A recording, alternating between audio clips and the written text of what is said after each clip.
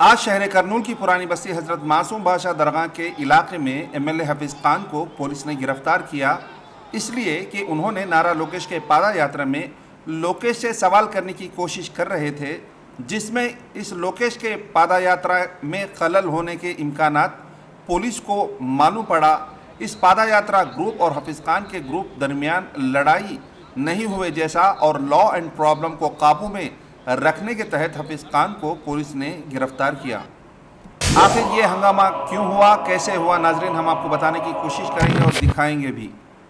नारा लोकेश युवा गलम पादा यात्रा में करनूल में माइनॉरिटीज़ मीटिंग मुनक्किद की गई थी एक दो दिन के नीचे, जिसमें नारा लोकेश ने हफीज़ खान पर खुलेआम इल्ज़ाम लगाया कि वो औकाफी जायदाद को कब्ज़ा कर कर उसका रियल एस्टेट का कारोबार कर रहे हैं और एक मस्जिद की प्रॉपर्टी के 1.5 एकड़ पर उन्होंने कब्ज़ा किया, जिसके चलते हफीज़ खान ने भी नारा लोकेश के इस सवाल को जवाब देने के मुद्दे पर और बहस करने के मुद्दे पर, ताकि वो प्रूफ करे कि उन्होंने औकाफी जायदादों को कब्ज़ा किया और रियल एस्टेट किया। और हफीज़ खान ने साफ जाहिर कर दिया वो 1.5 एकड़ ज़मीन उन्होंने कब्ज़ा नहीं की, बल्कि उस ज़मीन के वो किराएदार हैं जो उनके वालिद और दूसरे हजरात हैं। उन्होंने आज उनके घर सुबह 7 बजे एक प्रेस मीट बुलवाई और प्रेस के सामने अपना बयान रखा कि कैसे उन्हें बदनाम करने की कोशिश फिर से की जा रही है। ఖచ్చితంగా మీరు రెవెన్యూ ఆఫీషియల్స్ వక్ఫ్ బోర్డ్ వాళ్ళు సమీక్ష సమావేశాలు చేసుకుంటూ ముందుకు వెళ్ళాలి। మనం వక్ఫ్ భూముల్ని కాపాడాలి। ఎందుకంటే నేను ఒక ముస్లింని, ఈ జీవితంలో నేను బతుకుతే 60-70 సంవత్సరాలు మా అంటే బతకగలుగుతా, కానీ వేలాది సంవత్సరాలు మేము చచ్చిపోయిన తర్వాత బతుకుతామని చెప్పి నమ్మే మనుషులం। ఒకవేళ మేము తప్పులు చేస్తే, వక్ఫ్ భూములు తింటే, వక్ఫ్ ఆస్తుల్ని మేము కాపాడకపోతే దేవుడు మమ్మల్ని శిక్షిస్తాడు, ఈ ప్రపంచంలో కూడా శిక్షిస్తాడు, ఆ ప్రపంచంలో కూడా శిక్షిస్తాడు అని చెప్పి గట్టిగా నమ్మే మనుషుల్లో నేను। మరి అలాంటి నేను వక్ఫ్ ఆస్తుల్ని కాపాడాలని చెప్పి ప్రయత్నం చేస్తా, కానీ వక్ఫ్ ఆస్తుల్ని ఒక్క సెంట్ కూడా అన్యక్రాంతం చేయడానికి నేను ఇవ్వను। సుల్తానియా మసీదు భూమి అనేది ఈ రోజు కాదు, 1970లో అక్కడ ఒక వర్క్ షాప్ పెట్టడం జరిగింది। 1973లో మా నాన్నగారు ఆ రోజు ఇంజనీర్ గా వచ్చిన తర్వాత రీజనల్ ఇంజనీరింగ్ కాలేజ్ కశ్మీర్ లో చదువుకొని కర్నూలుకు వచ్చి కర్నూలులోనే సేవ చేయాలని చెప్పి వచ్చి అక్కడ వర్క్ షాప్ పెట్టడం జరిగింది 1973లో।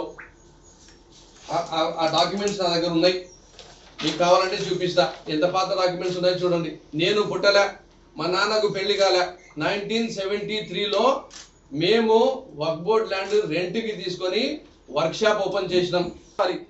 సర్వే నంబర్ 19 దిన్నదేవరపాట గురించి మీరు ఏదైతే 60 ఎకరాల గురించి చెప్పినారో 54 ఎకరాలు ఇప్పటికి కూడా దాంట్లో ఎలాంటి సమస్య లేదు, ఎలాంటి బిల్డింగ్ కన్స్ట్రక్షన్స్ లేవు। కానీ 6 ఎకరాల్లో మాత్రము 2007 నుంచి కేసెస్ నడుస్తున్నాయి। 2021లో 4 కేసెస్ ని క్లబ్ చేసి హైకోర్టు ఒక ఆర్డర్ ఇచ్చింది। 1969లోనే వక్ఫ్ బోర్డు ఒక కేసు ఓడిపోవడం జరిగింది। 1969 తర్వాత మీరు మీ నాయన ముఖ్యమంత్రి 14 సంవత్సరాలు ఉన్నారు, మరి ఈ వక్ఫ్ ఆస్తిని ఎందుకు కాపాడలేకపోయినారు అని చెప్పి నేను మీకు అడుగుతున్నా।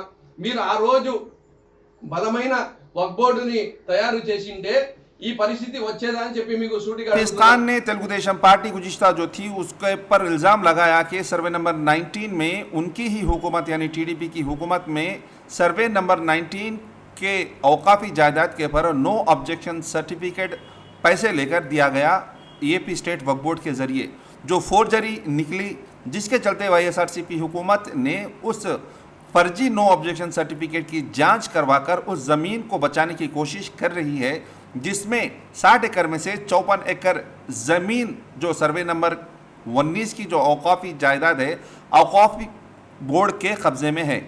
सिर्फ इस सर्वे नंबर के 6 एकड़ ज़मीन पर ही प्लॉटिंग हो रही है, जो गैर कानूनन कहा जा रहा है और इसका मसला कोर्ट में है।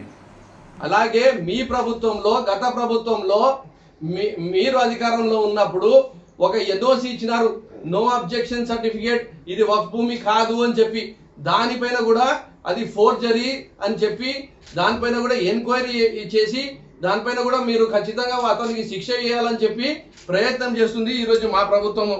నేను మీకు చెప్తున్నా, इसी सिलसिले में आज हफीज़ खान ने अपने घर से कलाम पाक को लेकर हज़रत खूबसूरत बड़े साहब मस्जिद पहुंचे, वहां पर नमाज अदा की और वहां से लोकेश से मिलने के लिए एमएलए हफीज़ खान और उनके साथ जो उनके फॉलोअर्स थे हज़रत मासूम बादशाह दरगाह तक पहुंचे। ये नारे लगाते हुए Pappu down down, Pappu down down के नारे लगाते हुए लोकेश के पादा यात्रा में लोकेश के साथ रूबरू होकर बात करने की कोशिश की, जिसके चलते पुलिस ने लॉ एंड ऑर्डर का मसले के तहत कर्नूल एमएलए हफीज़ खान को एडवांस में गिरफ्तार कर लिया और टू टाउन पुलिस स्टेशन को भिजवा दिया, जिसके चलते हफीज़ खान का group to town police station के पास धरना दिया और कर्नूल एमएलए हफीज़ खान को पुलिस ने रिहा भी कर दिया।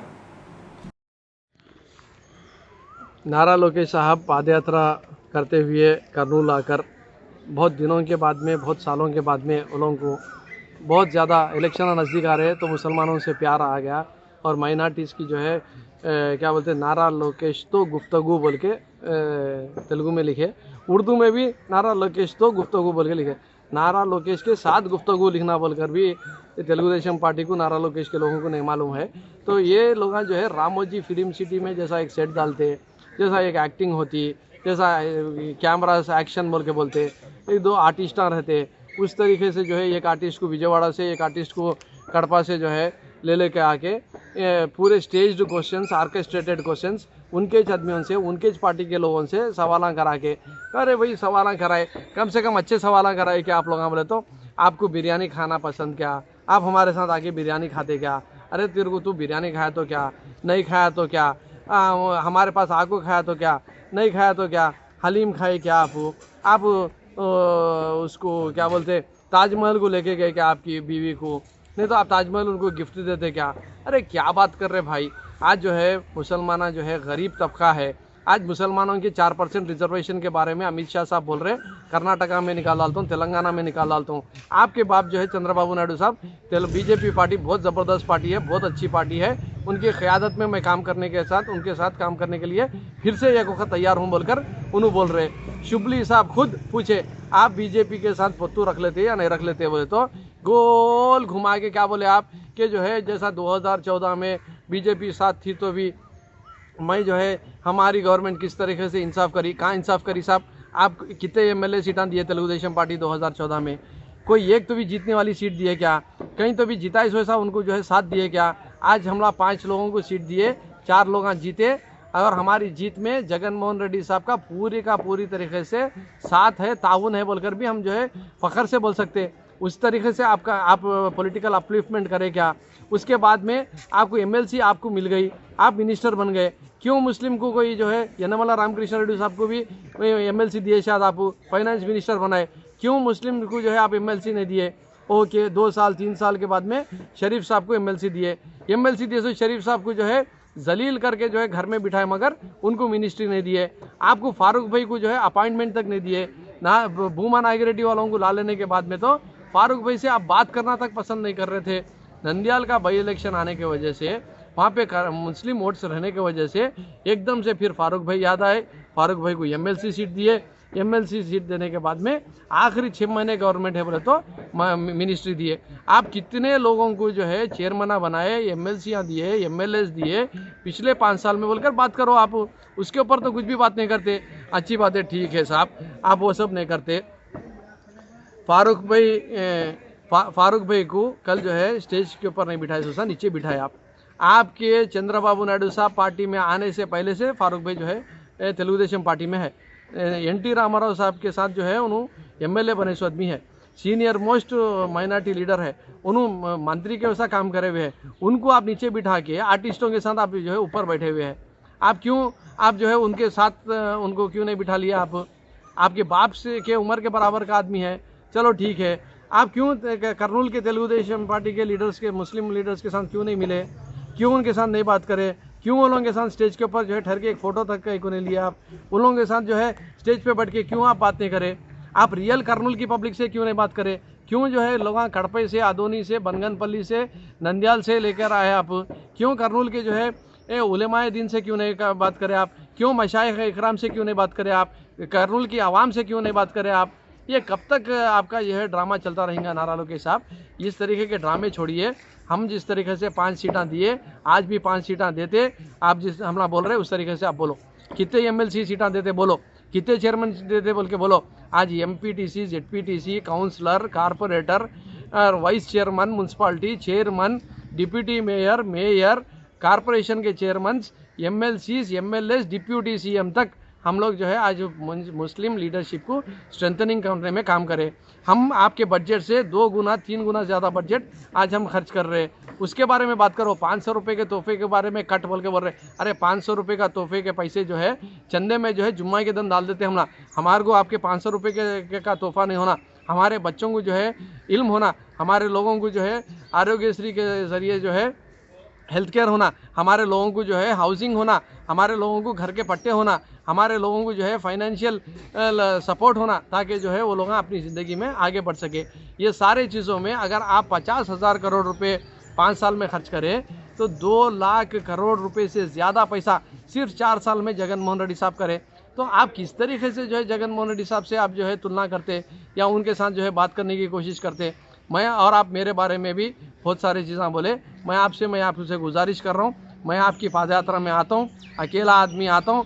आप सब वो हज़ारों आदमी आपके आदमियाँ रहते, आपके ग्राउंड रहता, आपको चाहने वाले लोग रहते। हाँ, आप और मैं दोनों मिलकर बात करेंगे।